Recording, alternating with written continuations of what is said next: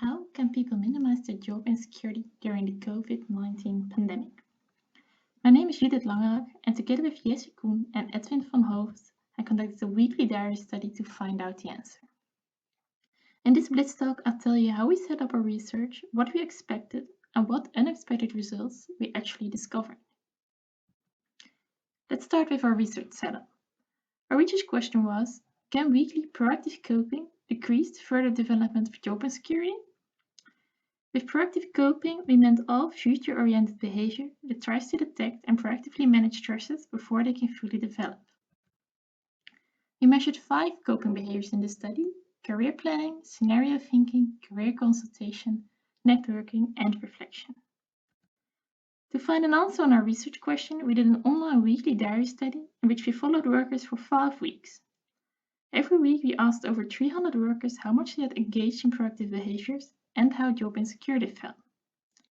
Our expectation was that engaging in more proactive coping during the week would relate to less job insecurity at the end of the week. But what did our results show us? Firstly, it turned out that using more proactive coping during the week related to more job insecurity at the end of the week. So over time, proactive coping was positively related to job insecurity.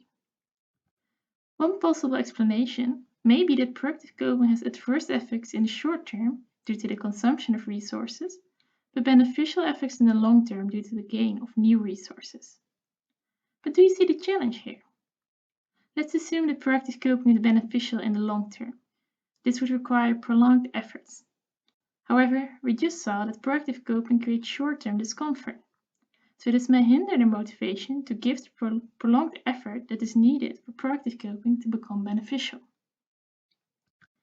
Secondly, we found that workers who did more proactive coping experienced more job insecurity. Strikingly, this positive relationship between proactive coping and job insecurity was stronger for workers with fewer resources. This means that for people with fewer resources, proactive coping creates even more short-term discomfort. While at the same time, proactive coping is particularly important for these people because proactive coping is needed to build resources for the future. In short, we did an online weekly diary study to answer the question, can weekly proactive coping decrease the further development of job insecurity? Contrary to our expectations, we found that proactive coping increases the development of job insecurity in the short term. While we expect there may be beneficial outcomes of proactive coping in the long term, giving prolonged effort may be challenging because of the short-term discomfort. And ironically, it is even more challenging for those who need proactive coping the most.